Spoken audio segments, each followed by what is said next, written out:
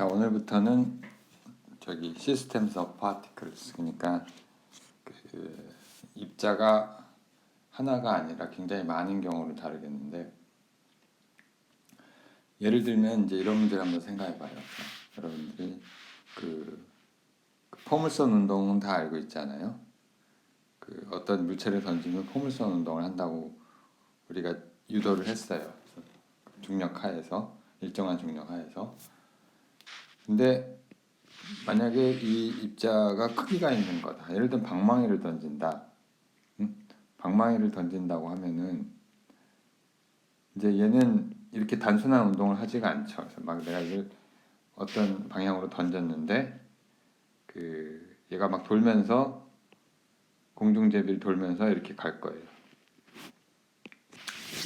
자, 이런 운동을 할 텐데, 근데 사실은 전체적으로는 포물선 운동을 하죠. 그렇죠? 자, 전체적으로는 포물선 운동을 하는데 이게 되게 애매한 말이죠. 전체적으로 포물선 운동을 한다는 게 이게 무슨 뜻이냐? 응? 그 문제는 이제 이 지금 이번 챕터의 핵심이 되는 그 질문과 연결이 되는데, 이게 그럼 어떤 게 포물선 운동을 하느냐? 이제 방망이를 보면은 사실은 매우 많은 그 저기 질량들의 컨비네이션이죠. 그냥 합쳐 놓은 거죠. 여기에도 질량이 있고 여기도 있고 여기서부터 여기까지 쭉 질량이 있는데 이것들을 이제 다 뭉쳐 놓은 거란 말이에요. 그 물리학적 용어로는 이제 강체라고 하는데, rigid body. 자, 근데 그러면 무엇이 포물선을 운동을 하느냐 이렇게 물어볼 수가 있죠. 근데 이 어떤 요런 요 지점을 보면은 요 지점은 분명히 이렇게 나선 운동을 하면서 포물선 운동을 할 것이고, 뭐 여기 이렇게 얘가 여기서 이렇게 돌고 있으면은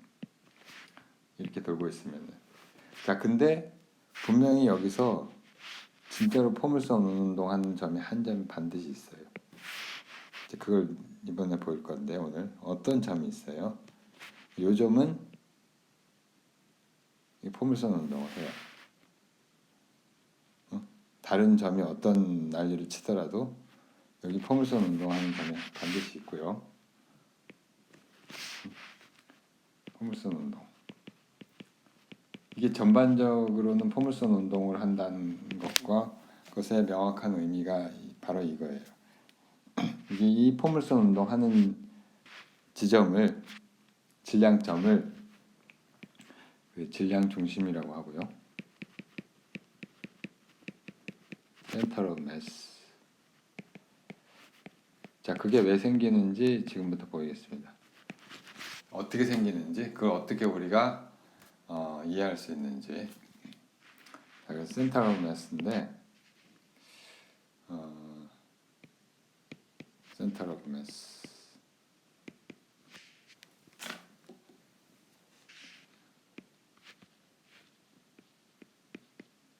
자, 이런 걸 한번 생각해 보시죠. 어떤 인위에 이제 방망이도 좋고 아니면은 어떤 플루이드도 좋아요. 이게 방망이 같은 경우는 이제 그 리지드 바디고, 그러니까 저기 어떤 우리가 지금까지는 포인트 매스를 다뤘잖아요. 그러니까 크기를 무시했단 말이에요. 크기를 무시했는데 실제 시스템들은 반드시 크기가 있고 매우 많은 질량들의 집합이죠. 자, 그런 것의 예가 예를 들면 이 방망이 같은 리지드 바디도 있을 것이고, 또는 아니면은 이런 액체, 플루이드, 유체, 이거 플루이드라고 우리가 부를 수가 있는데, 뭐 이런 것들도 있죠. 뭐 사실은 모든 여러분들 몸도 일종의 매니바디 시스템이고, 자, 이런 게 결국은 뭐냐면은 우리가 어떻게 이해할 수가 있느냐면, 역학적으로는 기능적으로 이해하는 게 아니라 역학적으로는 역학에서는 이게 다 그냥 일반적으로 매니 파티클 시스템이라고 볼 수가 있어요.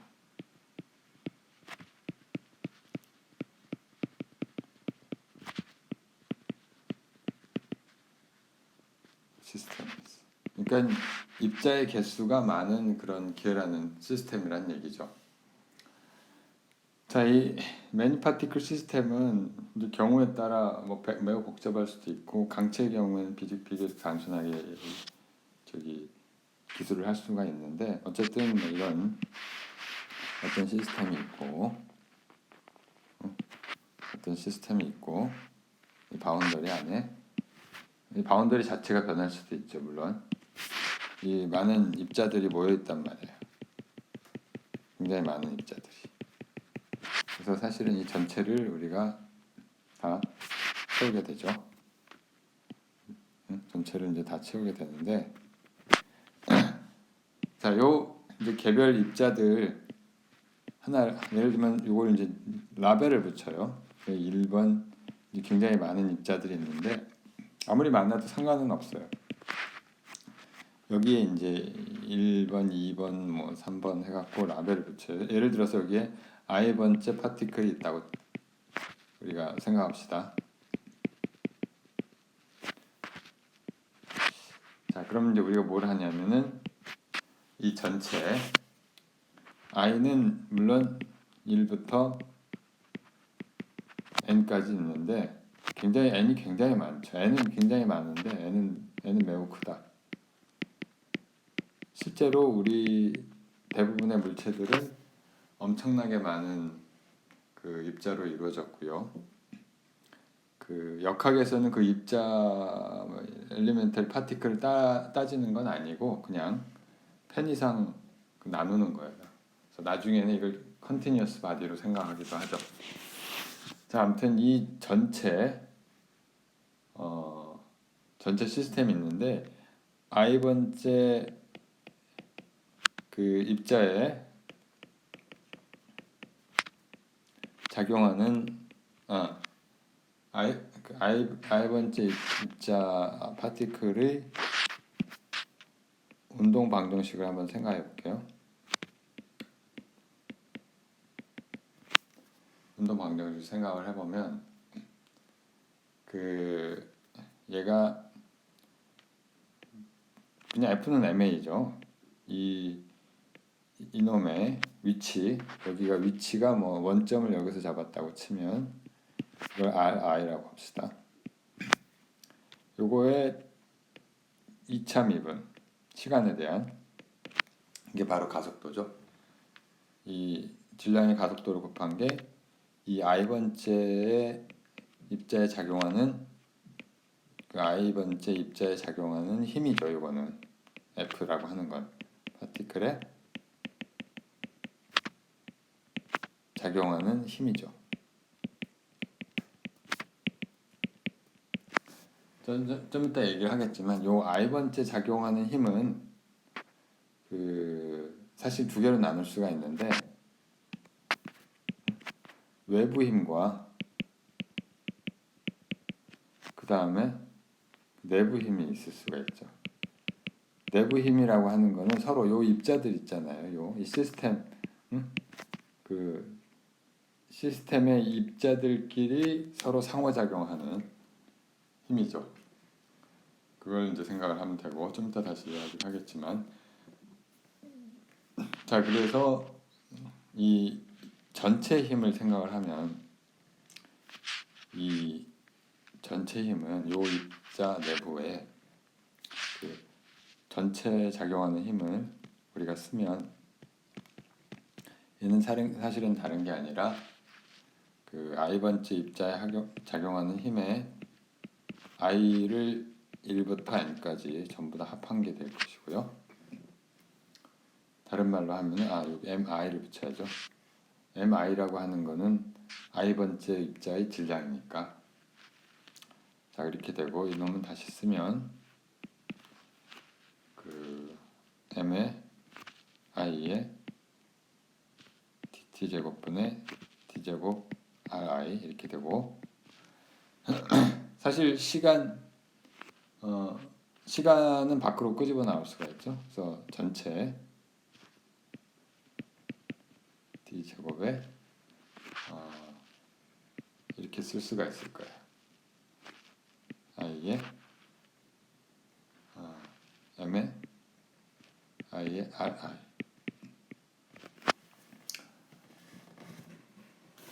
자, 그리고 얘를 어떻게 우리가 다시 생각을 하냐면 그 질량을 그러니까 위치를 질량에 대해서 평균을 내요.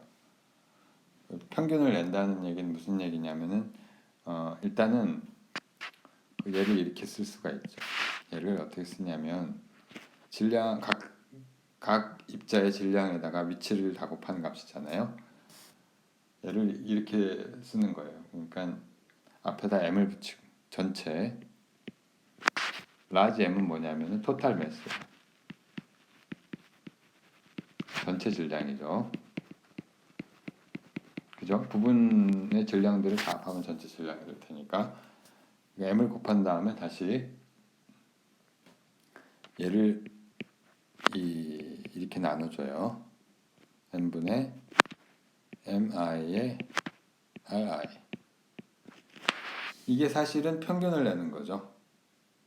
그러니까 이게 뭐냐면은 여기에 이제 바로 우리의 그 질량 중심에 대한 정의가 들어있는데 이것은 이 의미가 뭐냐면은 우리가 어떤 여러분들 이제 성적 처리를 할 때 성적의 평균을 어떻게 내냐면은 물론 다 더해가지고 나누면 되죠. 전체 값으로 점수를 다 더한 다음에 그 표본 수로 나누면 된단 말이에요. 시험 응시자 수로 그렇게 해도 되고 점수가 같은 사람이 있으면은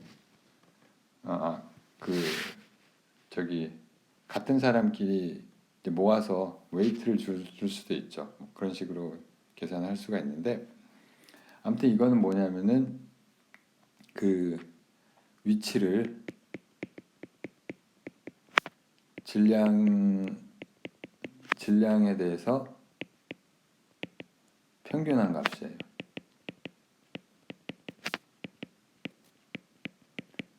예를 들어서 여기에 1kg이 있고요. 여기에 1kg이 있고 이쪽에 3kg이 있어요. 그럼 이거의 질량 중심이 어디냐? 자, 이건 어떻게 하면 되냐면은 그러니까 이게 1차원으로 생각하면 편한데 1차원 축을 이거 x축이라고 봅시다. 이걸 x축이라고 보고 이것의 평균은 얼마냐면은 질량 중심은 어디냐면 여기 어딘가 있어요. 자, 이 점을 근데 마음대로 정하는 게 아니라 바로 요걸 우리가 RCM이라고 합시다. R이 아니라 이거 X 센터 오브 매스라고 X의 센터 오브 매스라고 합시다. 이걸 X1이라고 하고 X2라고 합시다. 자, 센터 오브 매스는 얼마냐면 사실은 이게 전체가 4kg이니까 4분의 1에 X1 더하기 4분의 3에 X2예요. 이거 이해가 되죠? 3대 1로 나눠야 되니까. 자, 이게 바로 뭘 한 거냐면 이게 바로 그 전체 질량에다가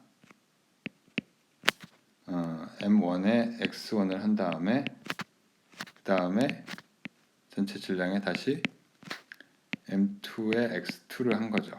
자, 이렇게 하면 이제 이해가 되죠. 자, 이게 이제 사실은 만약에 이게 입자가 훨씬 많았다면 이걸 이제 좀 더 일반화를 시킨다면은 그 X의 센트럴 매스 여기 이제 일렬로 많은 이제 질량들이 들어 있다고 치면 체인처럼 이거의 질량 중심은 다른 게 아니라 전체 질량의 i번째 입자의 질량에다가 그거의 위치를 한 다음에 요 i에 대해서 썸을 해주면 되는 거죠. 자, 그거랑 똑같죠. 다만 이제 달라지는 거는 벡터 평균을 해주는 거죠. 이게 벡터라고 하는 거예요. 중요한 건 이게 벡터 값이고, 이거를 바로 우리가 질량 중심으로 생각할 수가 있는 거죠. 예를 들면 그러니까 요렇게 생긴 입자의 이 시스템의 질량 중심은 어딘가 여기 있을 텐데, 그죠?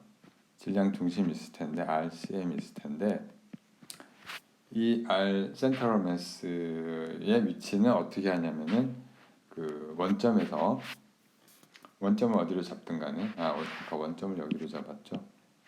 원점을 여기로 잡았으니까 이렇게 그려주죠.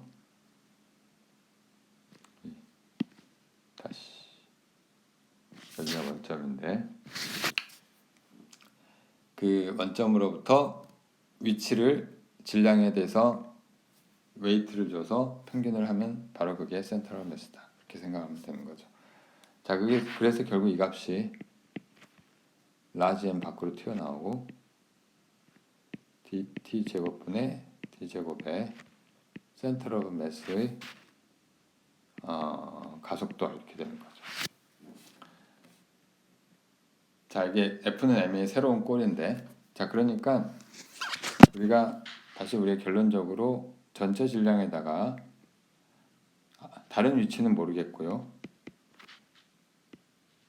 얘를 질량 평균을 한 놈은 이게 어떻게 되는 거 아니? 전체의 힘이에요. 자, 근데 이 전체 힘이라고 하는 게 지금 두 파트가 있는데요.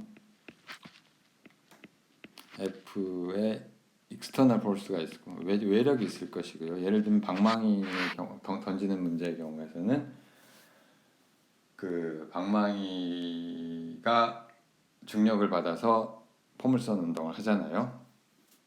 포물선 운동보다 복잡한 운동을 하지만 자, 그 external force가 있고 그 다음에 내부 힘이 있어요. 내부 힘은 뭐냐면 예를 들면 이제 그 입자들이 지금 예를 들면 이런 경우는 서로 붙어 있잖아요. 그 방망이 같은 경우는 그러니까 요렇게 생긴 뭐 고체의 경우, 광체의 경우에는 얘랑 분명히 그 어떤 제한 조건이 있어요. 그러니까 여기에 힘이 작용을 하는데 어떤 힘이 작용하는지는 불분명하죠. 잘 이해가 안 되죠. 근데 그 예를 들어 플루이드 같은 걸 생각하면 액체 같은 걸 생각하면은 분명히 얘들은 서로 물을 생각하면은 여러분들이 또 잘 알 수가 있는데 물은 이제 극성이 있어서 서로 땡긴단 말이에요. 그러니까 모든 점들이 서로 땡기기 때문에 얘가 흩어지지 않고 흘러가는 거죠. 보통 인력이 작용을 하죠. 근데 그 어떤 그 F 인터널 포스라고 하는 거는 사실은 뭐냐면은 그 I하고 J번째 사이에 작용하는 힘들이죠. 파티클에 작용한 힘들을 다 더한 거죠. 자, 근데 생각을 해보면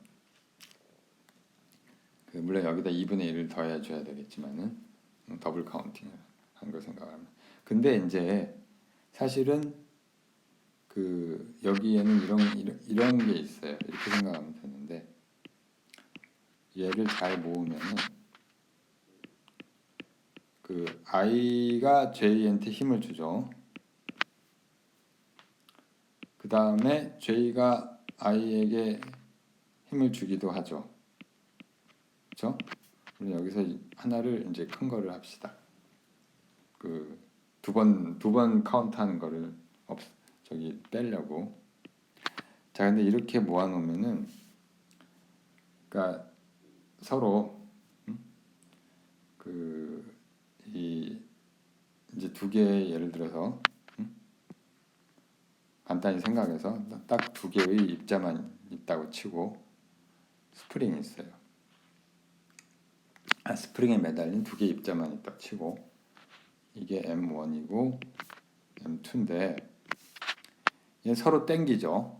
서로 땡긴다는 얘기는 얘가 이렇게 가하는 F2가 원에 가하는 힘이 있고, 그 다음에 원도 2를 땡기죠. 거꾸로 했네. 2가 원이 2에 가하는 힘. 뭐 상관은 없는데,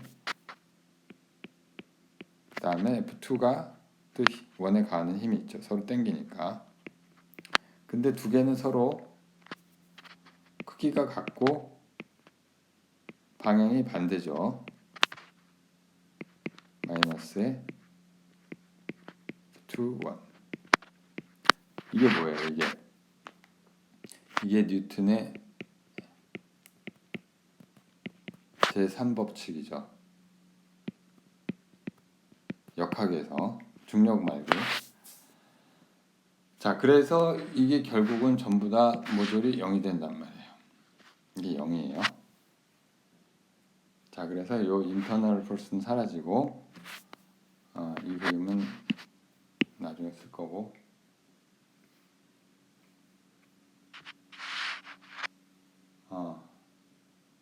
자, 그래서 결국은 우리가 결론을 쓰면은 질량 중심에 대한 운동 방정식은 이게 external force, internal force는 다 빼고요. external force에 의한 뉴턴의 제2법칙과 같다, 그런 얘기예요. 자, 이게 지금 여러분들이 무엇을 했는지를 다시 한번 잘 이해를 해봐야 되는데, 그러니까 정리를 하면 이런 거예요. 어떤 물체를 생각을 해요. 이 물체는 매우 많은 입자들의 모임이다, 이렇게 생각할 수 있죠. 자, 그리고 그 중에서 임의의 입자, 어떤 한 입자의 운동 방정식은 이렇게 쓸 수가 있고요. F는 ma, 그 i번째 입자에 작용하는 힘이죠. 자, 근데 이걸 몽땅 더해요. 몽땅 더하면은 이제 좌변 우변을 다 더하면은 우변을 우리가 다시 이렇게 쓸 수가 있고요. 토탈 매스에다가 질량 중심이 여기서 하나의 중요한 파라미터로 나오고, 그 다음에 좌변의 토탈 매스를 생각을 하면, 토탈 폴스를 생각을 하면은 얘는 익스터널 폴스하고 인터널 폴스가 있는데, 인터널 폴스는 다 더하면 0이에요. 그게 뉴턴의 제3법칙의 결과라는 얘기죠. 그래서 결론적으로 우리가 이와 같은 단순한 간단한 운동 방정식을 쓸 수가 있어요. 자, 이거의 결론이 뭐냐면은 아까 얘기한 방망이 던지기. 그러니까 뭐 다이빙을 하든지 방망이를 던지든지 이제 여러 가지가 있는데, 그 중에 질량 중심은 반드시 이러한 운동을 만족을 하는 거죠. 외부 힘에만 의존하는 운동을 하는 점이 있는 거죠. 자, 그게 바로 이제 뭐 럭비공을 던지든지 방망이를 던지든지 다이빙 선수가 다이빙을 하든지, 얘가 이제 매우 복잡한 운동을 하더라도 요 질량 중심은 센터럴 매스는 요 점을 우리가 RCM이라고 합시다. 원점을 어디선가 잡으면, 원점이 어디에 있든 상관은 없어요. 여기서 예를 들어 원점을 여기로 잡았다고 치면 이게 RCM이다. 자, 요 지점은 반드시 어떤 운동을 한다? 외력에만 작용하는 운동을 반응하는 운동을 하는 거죠. 그래서 중력하에서는 포물선 운동을 하게 되는 거죠. 자, 그 밖의 지점들은 이제 매우 복잡한 운동을 하게 되겠죠. 아무리 복잡한 운동을 하더라도 여기는 여기도 이런 운동 할 텐데, 자, 다른 지점들이 아무리 복잡한 운동을 하더라도 질량 중심은 이런 단순한 운동을 하게 됩니다. 자, 그래서 우리가 다른 또 이야기를 하면 차가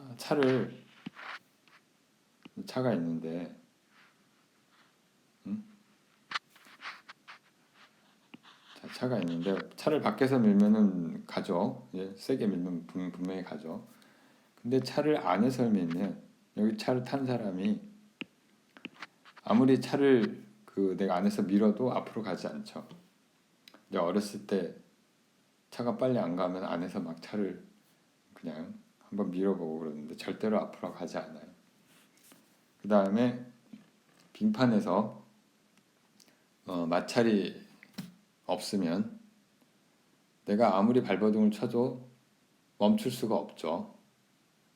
자, 이게 다 같은 원리예요. 그러니까 인터널 포스는 이 운동을 방해할 수가 없는 거예요. 센터럴 매스는 익스터널 포스에만 의존을 하기 때문에 내부 힘으로 아무리 내가 힘을 가하더라도 이 빙판 안에서 미끄러지는 걸 막을 수가 없는 거죠. 물론 방법은 있어요. 뭐 물건을 던진다든지 속도를 줄이게 할 수는 있죠. 자, 이게 한 가지 중요한 예고요. 이건 별 얘기가 아니라 센트럴 매스 아까 설명한 거죠. 센트럴 매스 설명했으니까 이거는 같은 이야기라서.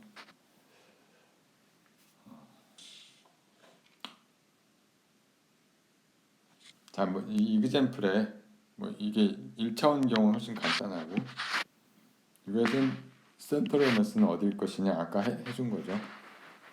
아니면 이제 이게 아니라 입자 3개가 있는 것에 센트럴 매스는 어디일 것이냐 뭐 그런 문제들은 여러분들이 한번 직접 해보시고요.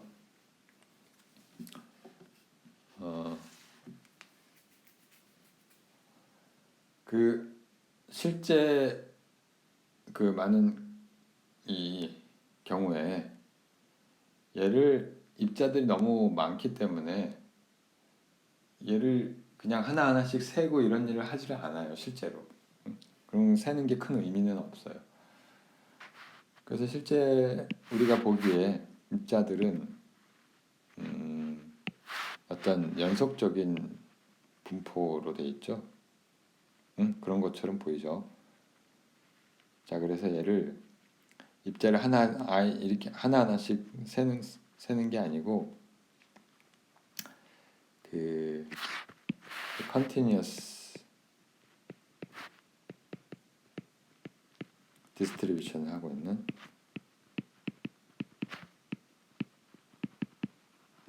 어떤 이 시스템이 이 매터가 물질이 자, 그래서 이거를 아주 잘게 그냥 쪼개요. 실제로 쪼갠다는 게 아니라 잘게 쪼개고 요 임의의 부분을 그러니까 얘를 뭐 이렇게 잘게 쪼갤 수가 있을 텐데 요 특정한 부분을 이 특정한 부분의 질량을 델타 M이라고 합시다. 델타 MI라고 합시다. 이걸 이제 물론 이제 0으로 보낼 거죠, 나중에. 자, 그래서 이때 질량 중심은 어디에 있느냐? 그 문제를 우리가 생각해 보는 거예요. 이런 경우에 질량 중심은 어떻게 구하면 되느냐? 자, 원래 아까의 정의로 하면은 질량 중심은 전체 질량을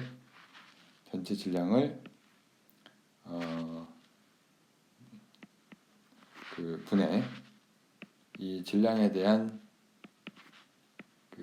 여기서 델타 MI죠.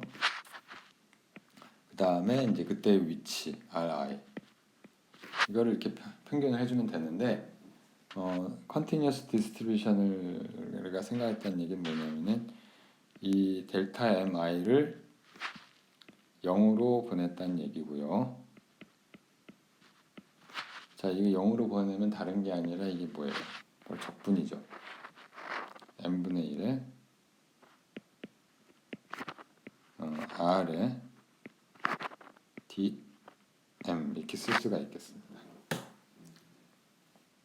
또는 그러니까 이걸 dm이라고 쓸 수도 있는 거예요. dm.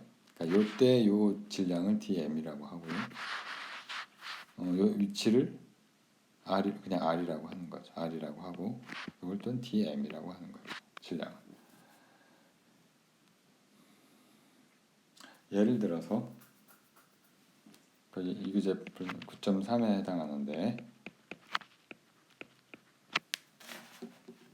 예를 들어서 뭐 이렇게 생긴 아티팩트가 있어. 어떤 이제 인공 구조물이 있어요. 어떻게 생겼느냐 하면은 삼각형 모양인데 시메트릭하게 그 위드스가 이게 W고 여기서부터 여기까지가 W고 이게 W고 위드스고 그 다음에 길이가 L 요게 여기서부터 여기까지가 L이에요.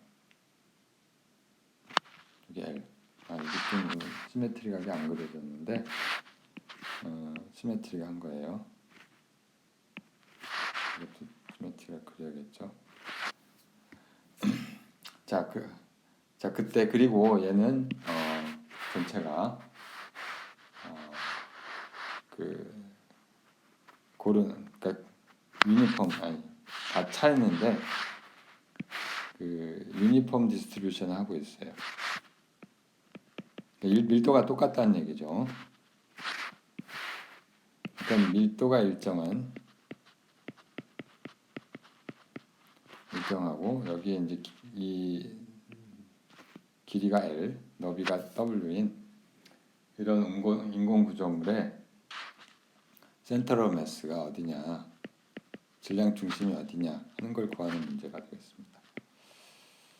자, 질량 중심을 이제 구하는 것 자체가 문제가 중요한 게 아니고요. 물론 중요하지만 이 질량 중심은 앞에서 이야기했듯이 익스터널, 그러니까 외부 힘에만 반응을 하는 운동을 한다고 얘기를 했죠. 그러니까 인터널 모션하고 무관하게. 자, 이거를 RCM이라고 하면 얘는 우리가 축을 이제 정하죠. 축을 지금부터 정하면은 이쪽을 X축이라고 하고요. 이쪽을 Y축이라고 합시다.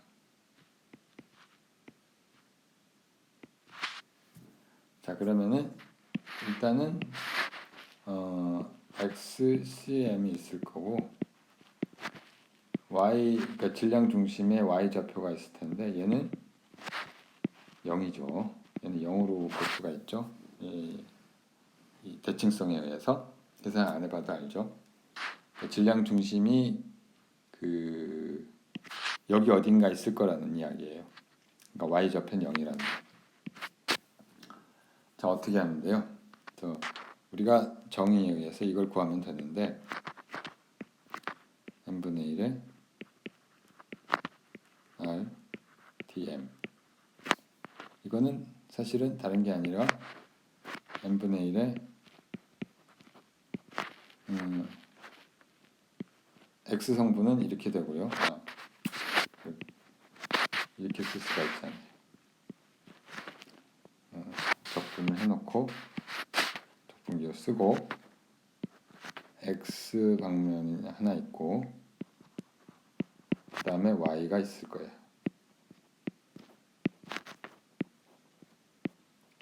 자, 근데 이게 이제 결국은 이제 i의 xcm하고 이렇게 되는 거죠. 근데 그러니까 y 성분은 우리가 생각할 필요가 없는 거죠. 자, 그래서 이걸 생각을 하면은 센터럴 매스의 x 성분이 이렇게 될 거예요. x의 dm 이것만 구하면 되겠죠. 자, 그럼 이제 지금부터 계산을 하겠는데 어떻게 계산을 하느냐? dm이 어떻게 되느냐? dm이 우리가 어떻게 잡을 거냐면은 이렇게 잡으면 편하겠죠. 이렇게 잡읍시다. 여기 임의의 요 길이를 여기의 질량을 생각하면 되죠. 이렇게 생각하는 게 제일 쉬울 텐데 이게 dm이라고 합시다. dm이 얼마인지 이제 알면 되는데 그 이때의 질량이 전체 질량하고 이제 대비를 하면 되는데 전체 질량하고 대비를 하면 되겠죠. 자, 이거는 근데 면적 비랑 동일하죠. 이 질량이 전부 유니폼하다고 했으니까 이 면적은 삼각형의 면적이니까 2분의 1 곱하기 밑변 곱하기 높이 이렇게 쓰고 그 다음 면적을 dA라고 쓰는 거예요. 그리고 dA는 어떻게 되는 거 아니? 면적이니까 요거의 면적은 얼마냐면은 그냥 dx가 있고 그는 2배 y 곱하기 dx죠. 그죠? 응? 자, 여기가 y고 요게 이제 너비가 dx니까 사각형의 면적이 되는 거죠. 자, 그럼 이제 준비가 다 됐어요. 준비가 다 됐는데 자, 그래서 xcm을 이제 구해보면은 n분의 1 놔두고 x에다가 dm인데 dm을 이제 이걸 이용을 하는 거죠. dm은 dm 대신에 다시 그 라지 m을 한 들어오고 그 다음에 얘를 쓰면 되겠죠. 얘를 이렇게 쓰면 되겠고요. 이렇게 될 텐데 자, 일단 좀 정리를 다시 하면은 m은 지워지고 얘는 분모에 있는 건 다 분자로 밖으로 끄집어내고요. 숫자가 아니까 상수니까 그래서 이 WL 분의 2에 다시 DA는 어떻게 되냐면은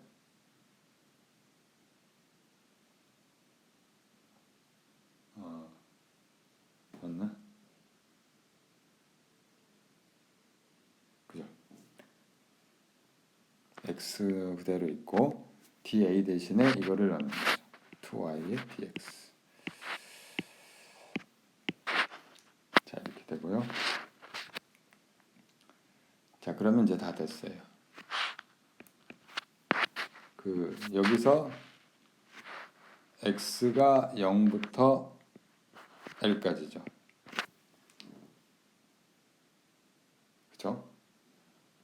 그 다음에 y 값이 얼마냐면 또 y 값이 직선이니까 y 값은 기울기가 얘가 l만큼 갔을 때 2분의 w만큼 가서 이게 이렇게 되죠. 이런 직선의 방정식으로 우리가 생각할 수가 있고 y는 2l분의 w의 x. 자, 이걸 다시 쓰면 이게 얼마냐면은 l분의 w의 x 이렇게 되니까 w는 지워지고 l 제곱이 남고 2 남고 0에서부터 l까지의 x 제곱의 dx. 이건 얼마냐면은 3분의 1 x 3승이니까 여기서 3분의 l 3승이 나올 거예요. 그러면 결과가 결국은 이게 3분의 2l. 이 삼각형의 중심에 해당하는 거죠. 삼각형의 중심. 자, 여기 어딘가 있단 말이에요. 이렇게 구할 수가 있죠. 이런 문제들이 여러 개 있는데 한 번씩 연습을 해보세요. 연습을 해보고 이 문제에 대한 감을 익히는 게 중요합니다. 자, 자, 그 다음에 여기서 우리가 보존량이 하나 나오는데, 보존되는 양. 그 지금까지 정확히 정의를 하지 않았는데 모멘텀이라는 양이 나옵니다.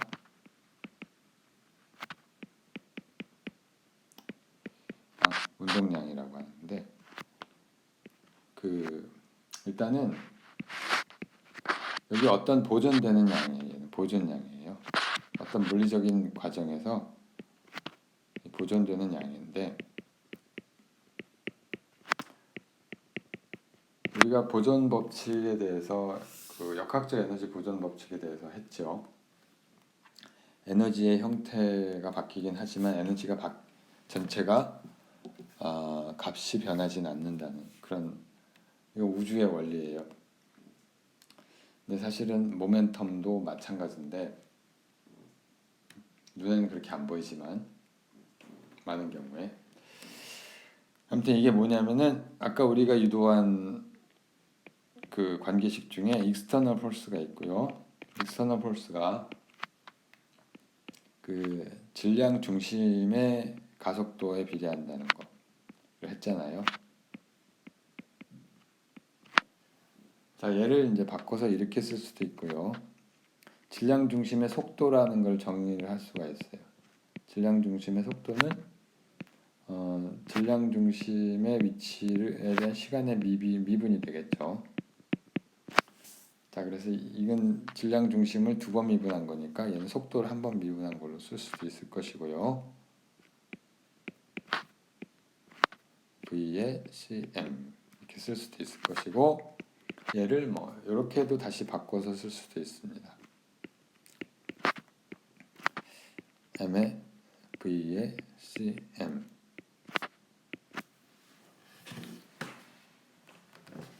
자, 이거를 우리가 뭐라고 부르냐면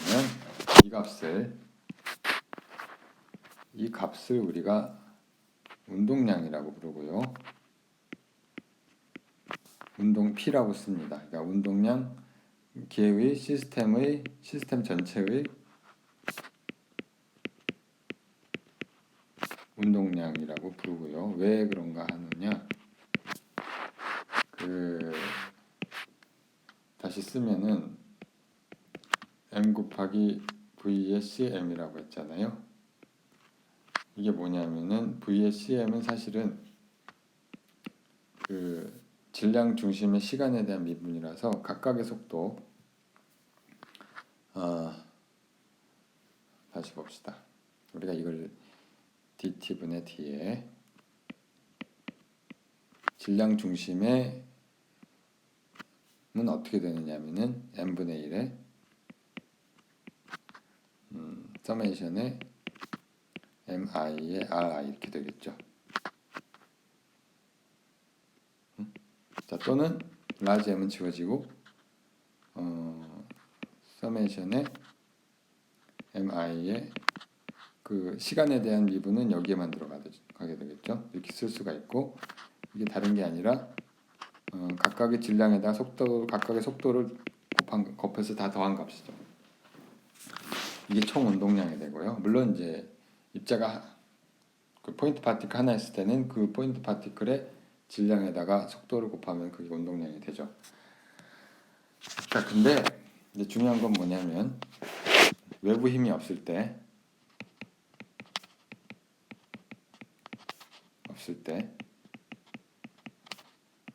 예를 들면 이제 무중력 상태에서 돌아다닐 때 이게 어떻게 되느냐면 여기 관계식이 지금 우리가 구한 게 F 익스터널이 dt분의 dp 이렇게 썼는데 얘가 0이죠. 다른 말로 하면은 얘가 운동량이 시간에 대해서 변하지 않는다는 constant in time. 자, 이게 보존된다는 얘기죠. 아무리 지나도 변하지 않는다. 이거는 이제 관성의 법칙을 좀 일반적으로 표현을 한 거예요. 관성의 법칙, 일종의 관성의 법칙 결국 관성의 법칙 때문에 나오는 건데, 자, 관성의 법칙은 우리가 그냥 그 전체적인 트랜슬레이션만 생각한 거고, 그러니까 이동 운동만 생각한 거고요. 그 외부 힘이 없으면 한번 움직인 놈은 계속 움직이죠. 같은 속도로. 그게 관성의 법칙이잖아요. 자, 근데 이게 이렇게 생겨먹었다. 무중력 상태에서 어떤 우주에 그 운석이 그 있는데 초기에 어떤 이유로 해서 이게 뱅글뱅글 돌고 있다. 뱅글뱅글 돌고 있어요. 뱅글뱅글 돌고 있는데 뭐 이렇게 돌고 있단 말이에요. 아무리 복잡하게 뱅글뱅글하게 돌아도 전체 운동량은 보존이 되고요. 그 다음에 질량 중심은 관성 운동을 하게 되죠. 같은 얘기죠. 비슷한 얘기죠. 같은 얘기인데 우리가 이거를 보존 법칙의 관점에서 이야기를 할 수가 있다는 얘기죠.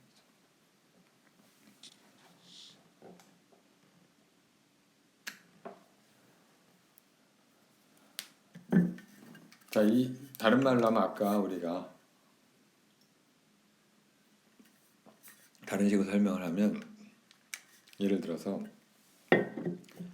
마찰이 없는 그 저기 아이스 빙판에서 우리가 계속 가잖아요. 아무리 용을 써도 빠져나올 수 없는 뭐 내부적으로는 막 이게 막 팔도 돌리고 다리도 뻗었다가 할 수 있지만은 결국에는 계속 갈 수밖에 없는 이유가 이것 때문이죠. 운동량은 보존되기 때문에 그런 거예요. 그렇게 생각할 수가 있죠.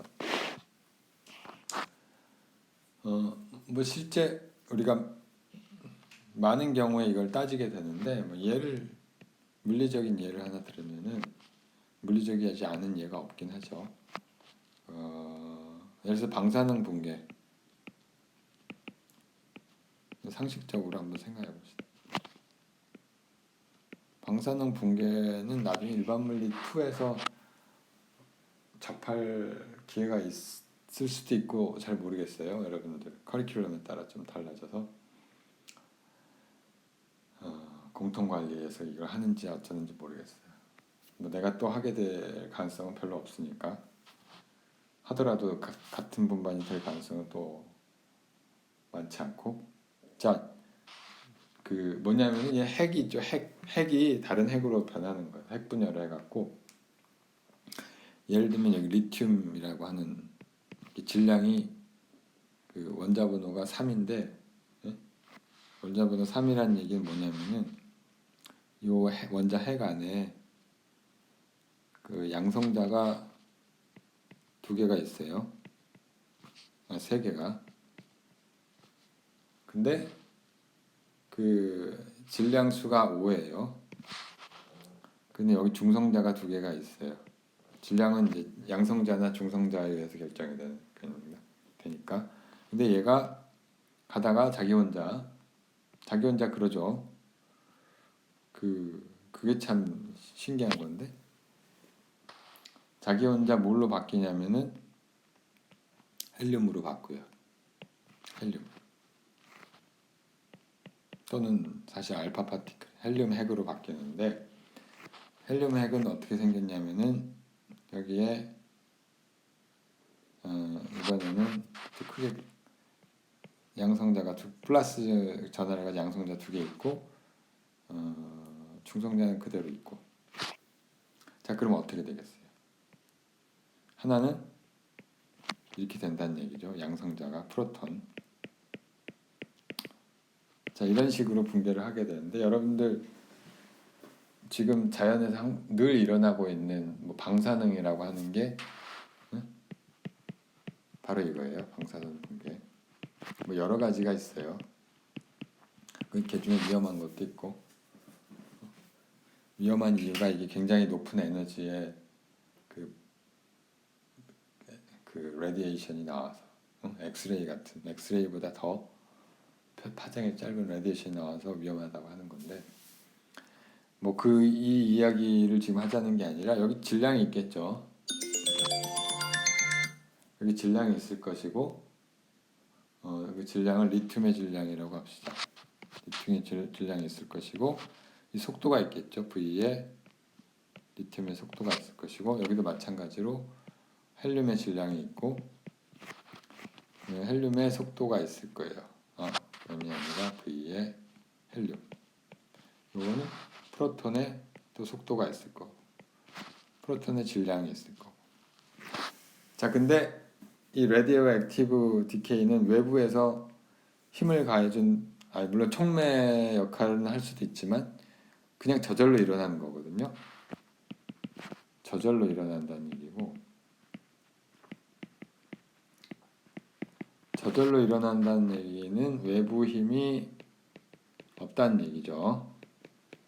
자, 외부 힘이 없다는 얘기는 다른 말로 하면 운동량이 보존된다는 뜻이고요.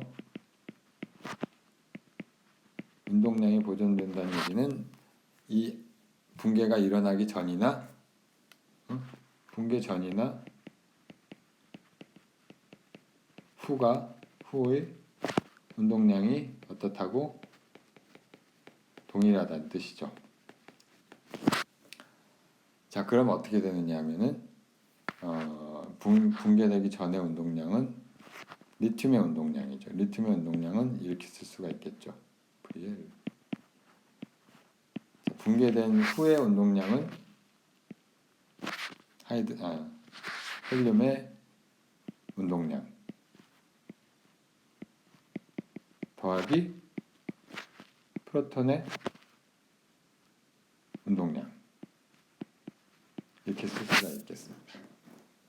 방향이 이렇게 되는 건 자명하죠. 왜냐하면은 위쪽 방향 운동량 원래 0이었으니까 얘가 이제 어떤 상쇄되는 방향으로 생겨야 될 거기 때문에. 다음 시간에는 그 운동 에너지가 우리가 입자 하나에 대해서 했지만 입자가 여러인 경우에는 어떻게 되는지에 대해서 하도록 하겠습니다. 그래서 오늘은 여기까지.